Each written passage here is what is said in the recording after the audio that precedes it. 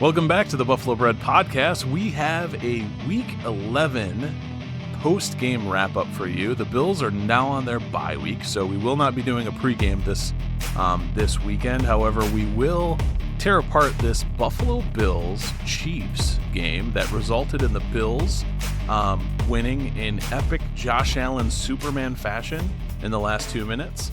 30-21, the first team in 30 opponents to achieve more than 28 points on these Chiefs and their vaunted Steve Spagnuolo defense. Dan, where are you in your feelings now? We are, it's Wednesday following the Sunday game, and a lot of the fervor has calmed down, but people are still feeling very, very good. Oh, we're going to be riding high on this one for a while, JJ. My take is this, and listen, this could be foolish, and as a Bills fan, I've been fooled before. This one felt different, right? Like people went in hedging expectations, anticipating that if the Chiefs did indeed continue this extraordinarily magical undefeated season against the Bills, and if Patrick Mahomes indeed was going to go 3-0 against Josh Allen and Sean McDermott in Highmark Stadium, that we were emotionally prepared for that. So everyone was hedging. The game didn't mean anything. Well, it's still unlikely that the Bills are going to get the 1 seed even if they do win. But JJ, this one felt different. All the talk about the Bills need to do it in January, to me, dissipated a bit. Not because they don't not need to do it in January. They absolutely need to if they see this Chiefs squad again. But this one felt different, JJ, because it felt like a game plan that is finally sustainable against the Chiefs, particularly on the defensive side of the ball, which I know we're going to get into. For the first time, it felt like from start to finish, the Bills were the better coach team. And JJ, they're also the more talented team. I think that's fair to say at this stage of both of the roster builds of these individual squads. So where do you want to start, man? Because I loved what the defense was rolling out against Patrick Mahomes, but Josh was doing Josh things too, and it's all going to be fun to get into. So you pick, dealer's choice, my friend. Yeah, let's start with the defense versus the Chiefs offense, because I think that is the easier matchup for this Bills team in this game. Even though the Buffalo Bills defense is the defense under Sean McDermott, Leslie Frazier, and now Bobby Babich, has had many, many problems with Patrick Mahomes and particularly with Travis Kelce. In this game, it was different. It looked different, and there was a lot of different factors to it. I think that we should end the pod in the place where the game sort of ended with, our Lord and Savior Josh Allen. Our Lord and Savior. Yeah, and the offense. But yeah, to get into the defense, I think that what we saw, the biggest difference, I think, to point to in this game was that the Buffalo Bills defensive line did something that no Buffalo Bills defensive line has been able to do, and that was consistent, reliable pressure to support their players in coverage by the front four, or in some cases, the front three plus a linebacker. That is something that we have not seen this Bills team do, and they got him on the ground twice. They hit him, I think, 7 times. They pressured him over, a dozen times. And that was all of the difference in this game for the Bills defense versus the Chiefs offense. A Chiefs offense that is much maligned by a lack of talent on the outside at wide receiver. They've had some injuries and some inefficiencies. And then also a tight end position in Travis Kelce and Noah Gray. That Gray is probably slightly better than a Q Morris level, tight end. He's solid, but not spectacular. And Travis Kelce looked very, very old in this game, Dan. He looked slow. He looked old. And the Bills, they did 2 things to him. And I can talk about these at length in a minute, but just in general terms, anytime he was in covered man coverage one-on-one, it was either Christian Benford or Taron Johnson. Way more Christian Benford than Taron Johnson, because Taron Johnson has had trouble with Kelce alone. Yep. And then when he was covered in zone situations, they did sort of kind of a magnet or a cloud zone where the players dropping into coverage, mostly linebackers, would hit their landmark. But if Kelce came near, they would be sticky to him over the rules of their zone. So they would leave some cushion behind them in order to make sure that they were all over Kelce the whole time. And JJ, what you described is an incredible departure from defensive philosophy of this Buffalo Bills unit. in the Sean McDermott era. We said this last pod, almost to the point of comic pessimism, that the defense is the defense. And there were a whole bunch of creative sets that we hoped the Bills would run out there against this Chiefs squad that we didn't have faith that they would. But JJ, not only did they get creative, but to your point, they chose to go against type. They chose to go against what they typically put on film against the Chiefs and throw something truly unique and truly new at a head coach and an offensive mind in Andy Reid and a QB and Patrick Mahomes that have seen just about every defensive combination you could possibly imagine. And they threw enough new stuff at them at the right sequence to stifle this Chiefs attack. They discovered that they can, in fact, play man coverage as well. But I want to go back to this concept that you rolled out because I love this term magnet zone, where the rules of the zone apply until your primary target comes within range. And then at that point, your job is the man, not the patch of green that's in front of you. And that is something, JJ, that we have seen the opposite happen of when the Bills have gone up against these Chiefs. They are happy to guard space and never guard the person that is killing them. And that's why Kelce's been so effective. He kind of leaks out and wanders out and finds nice, quiet places in the Bills' zone in soft coverage that he can exploit. And the Bills were not allowing it this game. And it was absolutely something to behold. And this was in the text chain that you and I were going over. You had a great breakdown of this magnet zone stuff. I want you to dig a little bit deeper into it and tell us a little bit about what you saw. Yeah, so a couple of things. First of all, the Bills defense did some things that I have watched the all 22 at this point, and the Bills defense did some things that they usually don't do, in that they did a lot of mix match coverage, and they did a lot of outside corners in man coverage on their primary assignment with muddled, zone looks in the center. The Bills' focus in this entire game was literally shutting down the center of the field. Patrick Mahomes could have sent a lot of balls to the sidelines, but he was unwilling to do so because of the talent of the Bills' outside corners. And that, I think, was smart because in the middle, they oftentimes had multiple linebackers. They had one of the safeties come down, and then they had the deep middle closed by Taylor Rapp. Taylor Rapp was playing center fielder most of the game with Damar Hamlin getting messy in the middle and coming down closer to the line. And that really restricted what the Chiefs wanted to do. The magnet zone the reason it was unique and it's somewhat dangerous. If you have a team that has weapons that you respect and are afraid of, the magnet zone might kill you because the team after a few series is going to say, okay, if you're going to start floating towards Kelce, we're going to send Worthy on a deep over in the extra space that you've just freed up behind your landmark in your zone, and he's going to crush you for 100 yards on the TD, right? That, the reason that didn't happen was the incredible sticky coverage of the outside corners, and it was the lack of talent on the offense for the Chiefs of having excellent outside, corners or outside wide receivers. This is going to be harder to do against a team like San Francisco, like Miami, with really, really talented outside wide receivers, because they're going to be able to shake that kind of close, sticky man coverage and make some hay in the now stretched apart or condensed zones around the target you're trying to focus on. What bodes well for this going down into the future and into the playoffs and things like that is the Bills will probably see the Chiefs again in a critical moment. This coverage should work again. They do not have a magical, Tyreek Hill coming out of the woodwork anywhere. There's no, additional help for them that's going to really strain the Bills again if it's strength on strength and everyone's healthy. Absolutely. And DeAndre Hopkins, we don't mean to undersell him and his talent, but at this point in his career, he's more of a zone beater. He's more about finding some of that open space in kind of sneaky, crafty veteran ways. He's not running away from anybody. No. So to your point, this coverage scheme, I mean, listen, and I think the Bills have absolutely built off of what the Broncos showed the league a couple of weeks ago against the Chiefs, which is you should not be afraid to play man against this group. And you shouldn't, and as long as you maintain pass rush lane discipline on Patrick Mahomes, if you can limit his running ability and his ability to create out of the pocket, and you can stick with man coverage, it is a recipe for really limiting this what has been a potent Chiefs attack.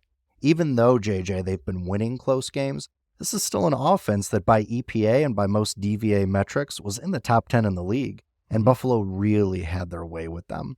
I want to flip it back to the defensive line for a moment as well, because I feel like we've got to highlight Greg Rousseau. I feel like every pod we talk about him, you mentioned the pressure that the Bills were so successfully getting against the Chiefs in this game, and a lot of that started and ended with Rousseau. On his 28 pass rush snaps, he pressured the QB on 17.9% of those snaps, JJ, and his time to pressure was 2.7 seconds, which means that the coverage on the back end had to hold up longer to some extent, because I believe Mahomes' time to throw was like 3.3 seconds in this game. 3.3 average, yeah. Yep, something like that. So the coverage had to hold up, but they were doing such a good job of getting Mahomes off script, off his platform, making him go to his second reaction throws that just weren't there. It was this great combination where we thought quick pressure was going to have to be the key to this game. Rousseau himself only generated 2 quick pressures under 2.5 seconds. It was the ferocity of the pressure, and it was the location of the pressure as well. We've seen Jerry Hughes, not to throw dirt on Jerry Hughes' Buffalo Bills grave, get pressure by statistical measures on Patrick Mahomes, where Mahomes simply sidesteps Jerry Hughes, who runs right past him, or is guided past him by an offensive lineman. We've seen it time and time again with every single edge and defensive line combination the Bills have run against Patrick Mahomes. Rousseau's discipline, and not just his quickness, and forcing Mahomes out of the pocket was a real big difference maker, I feel like, in this game. And JJ, for back-to-back games, Rousseau's pressure has also led to a turnover, has been attributed to a turnover.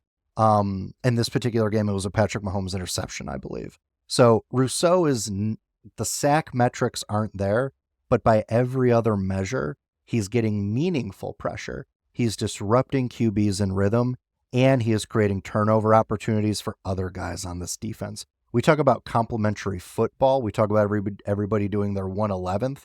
I don't know that anyone has been more prominent in filling out their role this season than Greg Rousseau has. Well, absolutely. Greg Rousseau is an absolute monster. He's a nightmare for opposing tackles and also for opposing quarterbacks.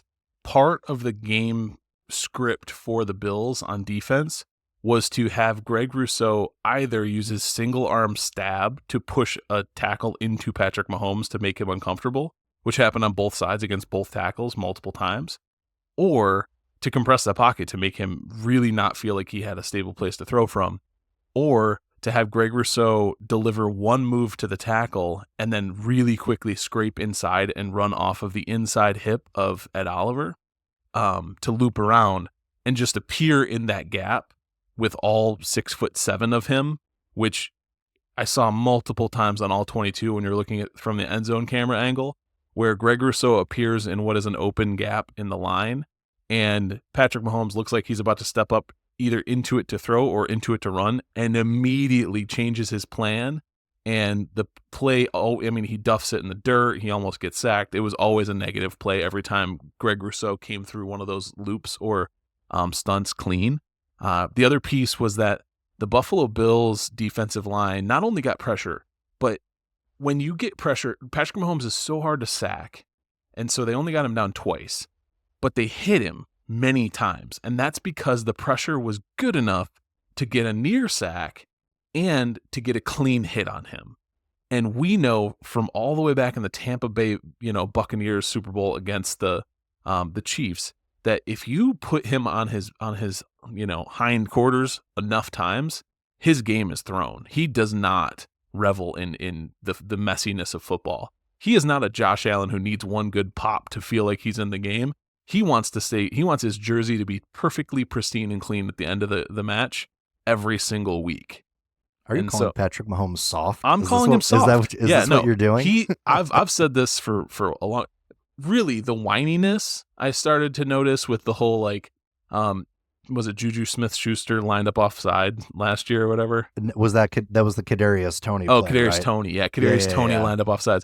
His whininess and his sore loserness and petulance that was then. That's when I noticed that trait of his character. He's always been super averse to messy physical football. Mm-hmm. He's a finesse player, and if that is soft, then he's soft. Wow.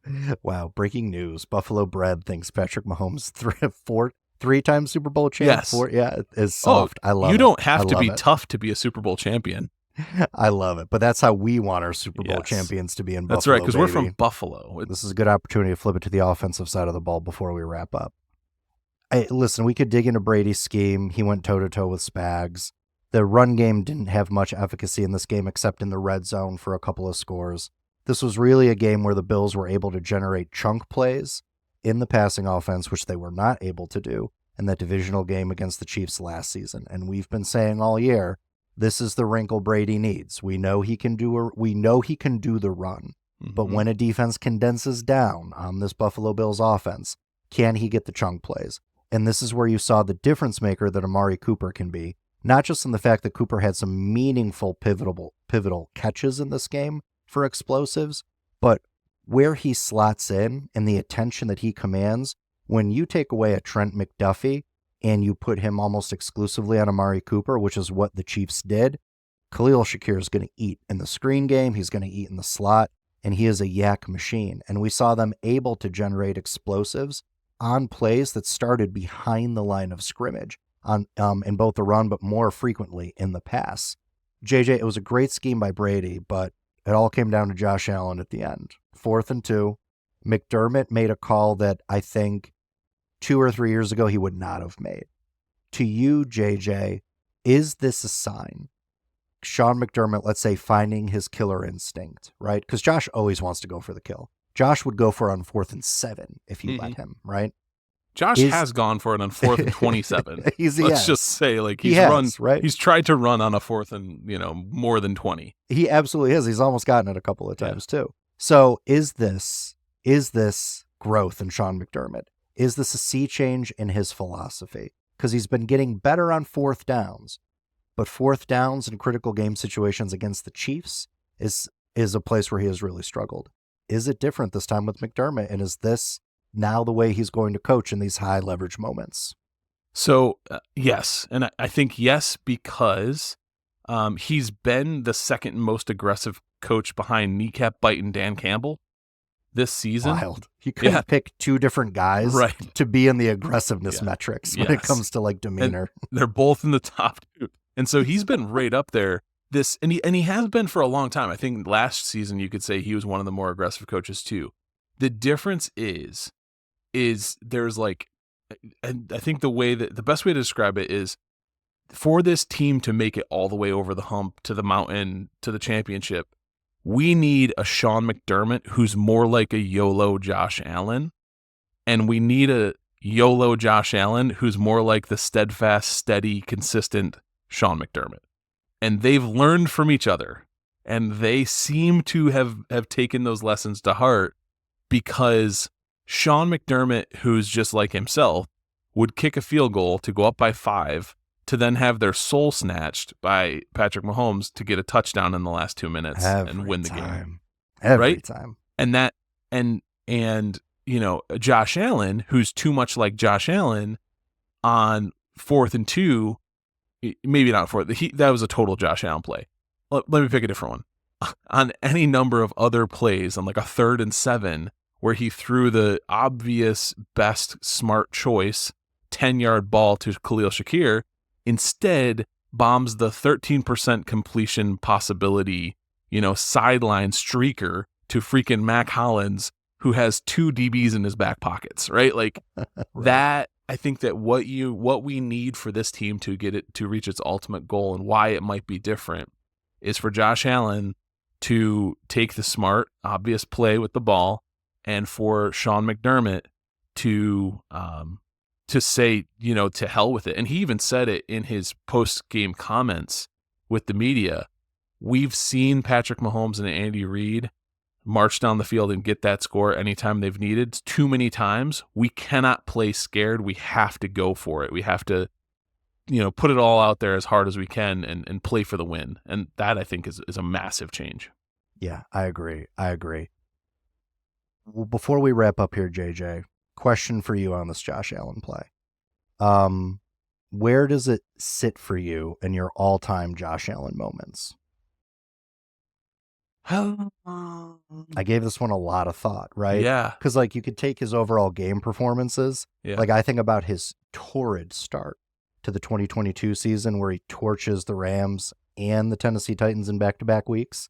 There was, of course, his coming out party where he leapfrogged Anthony Barr on Minnesota? Yeah, Anthony Barr, yeah. Yep, there's Minnesota. that one. The Thanksgiving Day performance against the Cowboys in 2021 was 2021. Yeah, that was and Thanksgiving. Then, and then even though it was an L, 13 seconds, he was the freaking Terminator, man.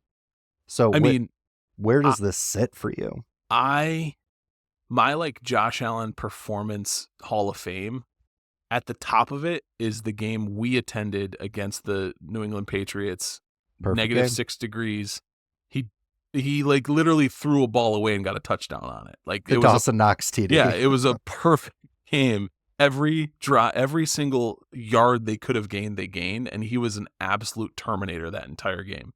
So that's number one for me. This is probably in top 3 though. It's gotta be, right? Yeah, it's definitely in the top 3. The other one in my top 3, it's probably not even I couldn't tell you which year it was, but it was Josh Allen at Hard Rock Stadium in Miami playing air guitar on the 50-yard line after sending a bomb to John Brown, I think. I think that was 2020. I think that was for the COVID touchdown. Season. Yeah, and so that was the season that like Josh Allen became Josh Allen. Yes. And that was the game. I remember the moment in that game being like, holy crap. Like he's coming for you, league. Like this guy is dangerous. Sure. He is the right Josh. That's the moment we knew. Yeah, for me, I mean, it's in the top 5. I'm with you. Perfect game is there. The Anthony Barr leapfrog, just because that has become the signature Josh play. Right. But that was like the first one, right? Yeah. That's like watching the first Godfather, you know what I mean? When it was released, you know?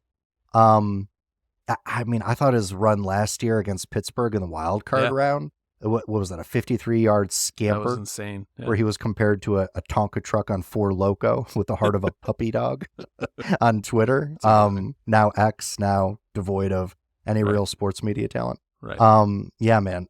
But this has to be, for me, it's in the top 5. And my guess is, as the years go on, if this game means what we hope it's going to mean with a sea change for the Bills and their approach to the Chiefs, you could look back on that moment and be like, oh, this is when we turn the page. This is when Manning finally got the best of Brady, so to speak, right? So right now it's squarely at the bottom of my top 5 with the potential to be a riser, depending on the context by which this game is judged in the future. Yeah. Well, exactly right.